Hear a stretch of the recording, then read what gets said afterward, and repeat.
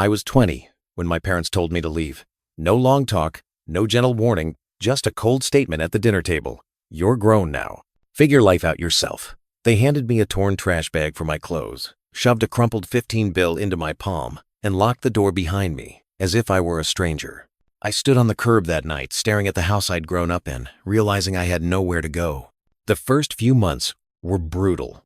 I slept on friends' couches when they had space, in my car when they didn't. I worked at a gas station, taking night shifts because those paid slightly more.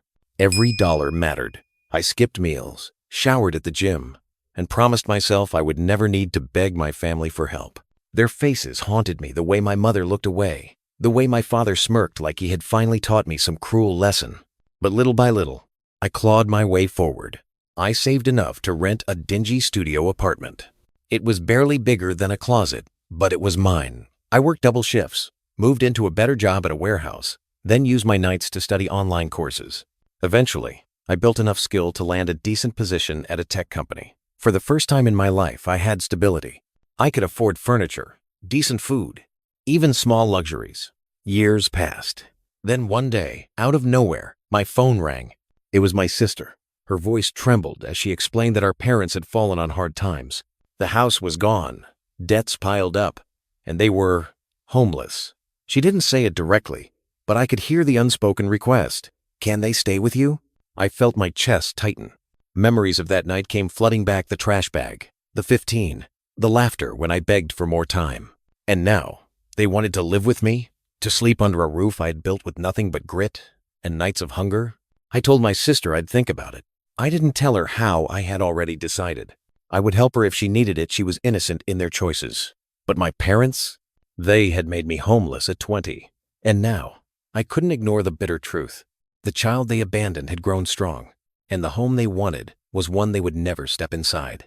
A week after my sister's call, I heard a knock at my door late in the evening. When I opened it, I froze. There they were, my parents, standing awkwardly on the porch with 2 battered suitcases. My mother gave a weak smile. My father wouldn't even look me in the eye. For a moment, I just stared. All those years of struggling, all the nights I cried myself to sleep wondering why I wasn't good enough for them, came rushing back. My father finally cleared his throat. We were hoping we could stay here for a while, just until we get back on our feet. I felt something twist inside me. The audacity. They had tossed me out without a second thought, but now that life had chewed them up, suddenly I was the solution? My mother added softly, "We're family after all." Those words hit me like a slap. Family? I stepped outside and closed the door behind me so my neighbors wouldn't hear. Family? I repeated, my voice shaking. Do you remember what you gave me when you kicked me out? $15 and a trash bag. That's what family meant to you. My father shifted uncomfortably, muttering something about tough love. I couldn't stop myself from laughing bitterly. Tough love doesn't mean abandoning your child. It doesn't mean watching them struggle to survive while you sleep comfortably. It means supporting them until they can stand on their own. I did that alone. Their faces fell, and for once, they had no sharp retorts, no smug smiles, just silence.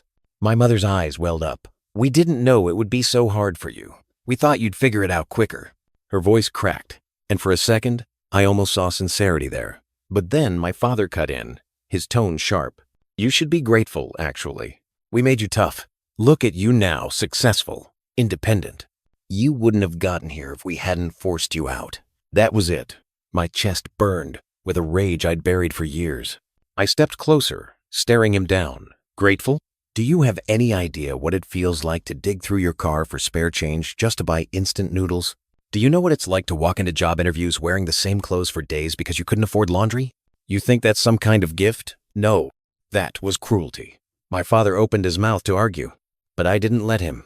Every scar I carry, every sleepless night, every meal I skipped that wasn't because of some lesson. It was because my own parents decided I wasn't worth their support. You didn't make me who I am. I did. Alone. They stood frozen, my mother quietly sobbing, my father clenching his jaw but saying nothing. For the first time in my life, I saw at the crack in his pride, the weight of his choices pressing down on him. I took a deep breath. You don't get to show up now, when it's convenient, and claim the home I built. This is my life, my rules, and you are not welcome here." My father's face hardened, but it was my mother who spoke first. Her voice trembled, desperate now. "We're still your mom and dad. No matter what happened, you can't just turn your back on us. Blood is blood." I almost laughed at the irony. Blood? Where was that bond when I begged you to let me stay one more week so I could find a stable job? Where was it when I called you crying because I didn't know how I'd afford rent? You didn't answer then. You don't get to pull the blood card now. My father finally snapped. "You're selfish. After everything we did for you, this is how you repay us? We gave you life, a roof, food, for 20 years. I cut him off sharply. And then you slammed the door in my face the moment I needed you most. Don't twist this into something noble. You didn't give me life, you tried to break it." They both went quiet, but I wasn't finished. "Do you know what real family looks like? It's my best friend who let me crash on his couch when I had nowhere else. It's the neighbor who slipped me free meals when I was starving. Strangers showed me more compassion than my own parents ever did. So don't stand here preaching about blood." Behind them, I noticed movement my sister standing on the sidewalk, watching everything unfold. Her expression was torn between guilt and anger, and I realized they had dragged her into this as backup, hoping she'd sway me. "Don't make her fight your battles," I said coldly. "You made your choice years ago. Now I'm making mine." My sister stepped forward, her hands twisting nervously. "Please, don't do this," she whispered. "They've lost everything. They have nowhere to go. You have space. You have money. Can't you just let them stay, even for a little while?" Her words stung, because I loved her. She was the only one who ever snuck me food after they kicked me out. The only one who cried as the door shut behind me. But now, she was caught in the middle of their mess. I turned to her, my tone softer. "Lena, I get it. You're their daughter too. You feel like it's your job to take care of them. But don't forget, you watched what they did to me. You know what it cost. Do you really think they've changed?" She hesitated, her eyes darting to our father. His jaw was clenched, his pride unshaken. My mother dabbed at her tears but said nothing. And then Lena's shoulders sagged, the truth slipping out. "No, I don't think they have. But I also can't just let them sleep on the street." Her honesty broke me a little. I wanted to shield her, to make her understand that forgiveness and enabling weren't the same thing. I sighed, rubbing my temples. "I'll help you, Lena. Not them. If you want to put them up somewhere, I'll cover the first month at a motel. But my door stays shut. This home is mine, and it's safe because they're not in it." Lena looked torn, tears brimming in her eyes. My parents' faces twisted in shock. My father's in rage. My mother's in wounded disbelief. But I didn't flinch. For the first time, I felt like I was no longer the child, begging for scraps of love. I was the one setting the terms. My father's face darkened, his voice booming across the porch. "You ungrateful brat. After everything we sacrificed, you dare slam the door on us? You think you're better than us now because you've got a steady job and a roof over your head? Don't forget who made you." I didn't even flinch. His words used to cut me to the core when I was younger. But now they just sounded hollow, like an old weapon too dull to pierce. I stepped closer, my voice calm but sharp enough to slice through his fury. "You didn't make me. You abandoned me. Every piece of this life was built from nights you'll never understand. I went hungry so I could afford textbooks. I worked until my hands bled just to keep the lights on. You didn't make me strong. You forced me to survive without you." His fists clenched at his sides, his pride refusing to back down. My mother reached out, tugging at his arm, whispering, "Stop, please." But he shook her off, glaring at me with eyes full of venom. "One day, you'll regret this. When your kids turn on you, when life knocks you down again, you'll wish you had us." I couldn't help but smile, sad, but certain. "The difference is, I'll never do to my children what you did to me. They'll know what real parents are." Silence followed, heavy and suffocating. My father's face twisted, but he had nothing left to say. My mother's sobs grew louder, and my sister stood frozen between us, torn to shreds inside. Finally, I pointed down the steps. "There's nothing more here for you. Take the motel offer or walk away, but don't ever come back to this door expecting shelter." That part of my life is over. My father's nostrils flared, his pride refusing to let him take even the smallest concession. He yanked his suitcase handle upright and muttered through gritted teeth, "We don't need your charity. Keep your filthy motel money." He turned and stomped down the steps, his anger echoing in each step against the pavement. My mother lingered a moment longer. Her eyes were red, her lips trembling as if she wanted to say something. An apology? A plea? Maybe both, but nothing came out. She simply shook her head, grabbed her suitcase, and hurried after him. The night fell eerily quiet. My sister stood there, torn, watching them disappear into the darkness. Finally, she turned to me, tears running freely. "I don't know what to do. I love you, but they're still my parents too." I placed a hand gently on her shoulder. "I know, and I'll never make you choose between us. But you also have to protect yourself. Don't let them drain you the way they tried to drain me. Help if you feel you must, but set your boundaries. You deserve peace, too." She nodded slowly, her eyes heavy with conflict. I knew she'd wrestle with it for a long time, but the seed was planted. She'd seen the truth tonight, seen our parents stripped of their power, their excuses, their false pride. I stepped back inside and closed the door, locking it with a quiet finality. For years, I had carried the weight of their rejection, but now the balance had shifted. They were the ones left outside, facing the cold night. For the first time, I felt lighter. That night, I sat in the quiet of my apartment, staring at the walls I had once built barehanded, with secondhand furniture and determination. For years, those walls felt like a fortress against loneliness. But tonight, they felt different. They weren't just walls, they were proof. Proof that I had carved out a life when no one believed I could. I poured myself a glass of water and let the silence sink in. Memories surfaced: the smell of stale clothes in that trash bag, the nights shivering in my car, the humiliation of begging for one more chance.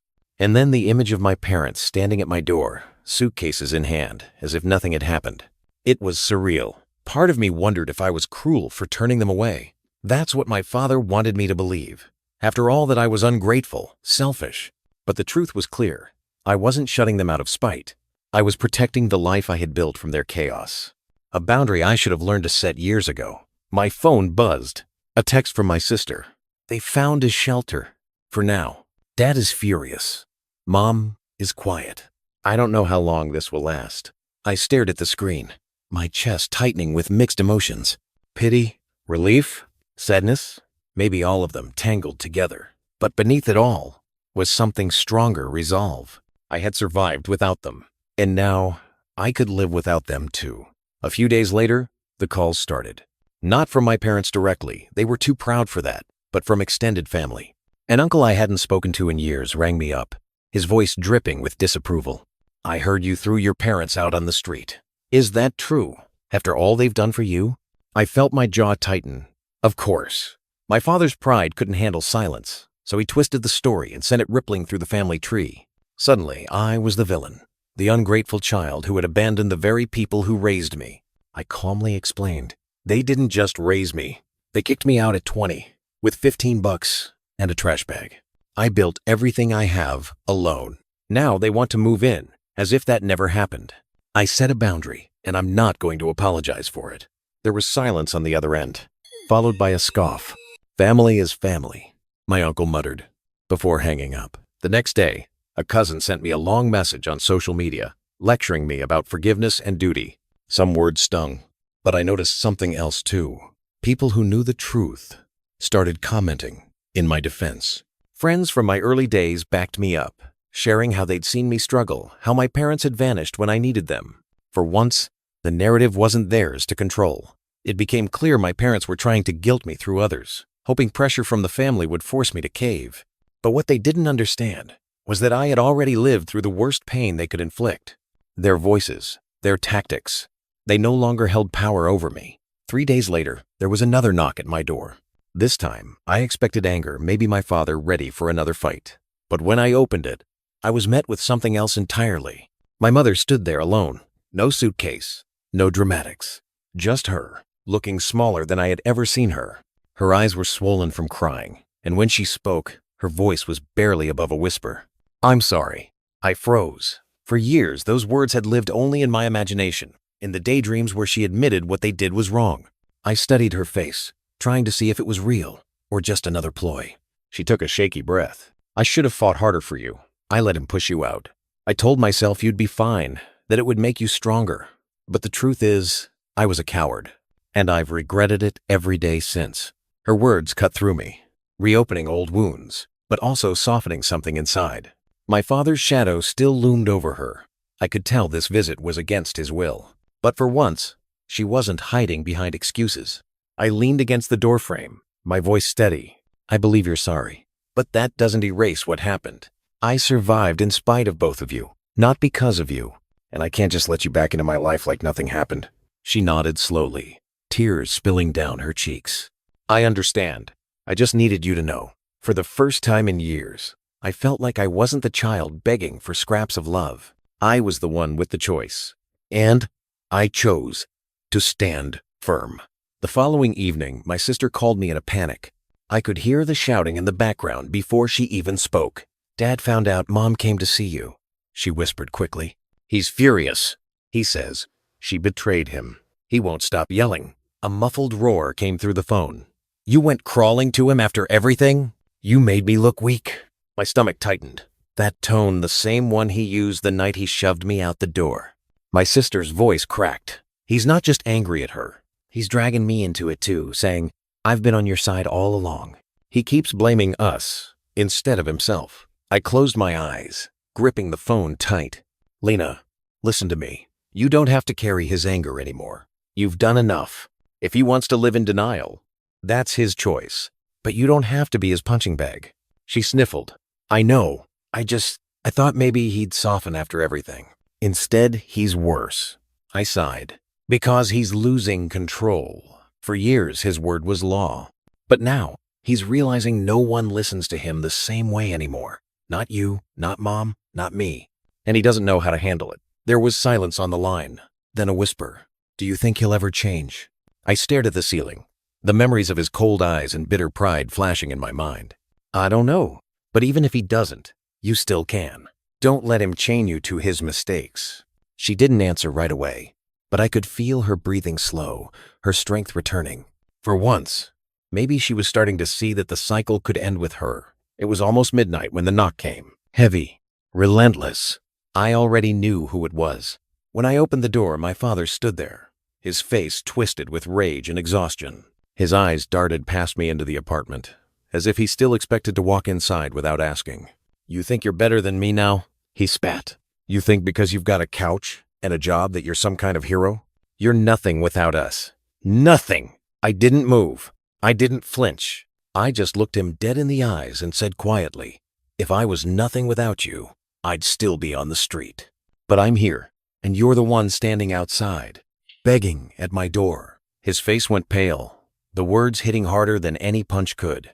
For the first time, he didn't have a quick comeback. He just stood there, trembling with a fury that was starting to look a lot like defeat. I don't owe you anything, I continued. Not shelter, not food, not forgiveness.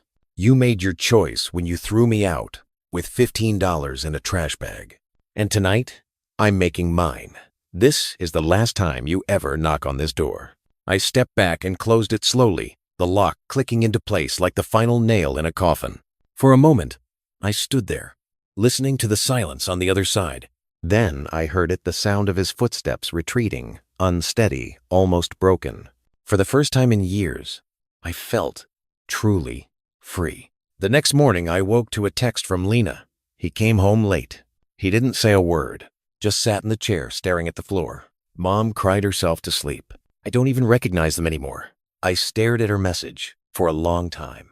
A part of me expected to feel guilt, but what I felt instead was clarity. For years, I had carried their choices like chains, wondering if I had deserved what they did. But last night proved it wasn't me who was broken. It was them. Later that week, Lena came over. She looked tired, drained from being caught in their storm. I cooked her dinner, something simple, and as we ate, she finally spoke. I don't think I can keep living with them. It's like they're trying to drag me under with them. I want more. I want what you have, peace. I set my fork down and met her eyes. Then you need to break free, just like I did. I'll help you, but you have to decide for yourself. They'll never change, Lena, but you still can. Tears welled in her eyes, but this time they weren't from weakness. They were from resolve. I think I'm ready. That night, as she left my apartment, I realized something profound. My story wasn't just about surviving my parents. It was about showing my sister that survival was possible. that we didn't have to inherit their cruelty or their chaos. For the first time, the future didn't feel haunted by the past. It felt open, ours to claim. A week later, Lena showed up at my door with a single suitcase. Her hands shook as she set it down, but her eyes were steady. "I told them I'm done," she whispered. "I can't live like that anymore. I want a chance at something better." I pulled her into a hug, holding her tighter than I ever had before. "You'll have it. You're safe here." For the first few days, she jumped at every phone call, every knock, expecting our parents to show up demanding she return. But they didn't. Maybe they finally understood. Or maybe they just couldn't bear to face the truth again that their power was gone. Slowly, Lena began to breathe easier. She laughed more, cooked with me, talked about school, and dreams she had buried under their expectations. Watching her reclaim her life was like watching a flower bloom after years in the dark.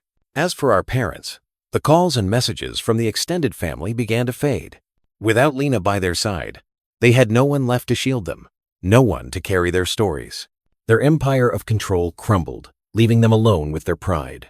One evening, as Lena and I sat on the balcony watching the sunset, she said softly, "Do you ever regret it? Cutting them off?" I thought about it, the weight of years pressing against me. And then I smiled.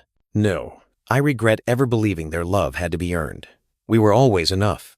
They just never saw it." She leaned against my shoulder, and in that moment, I knew the cycle was broken.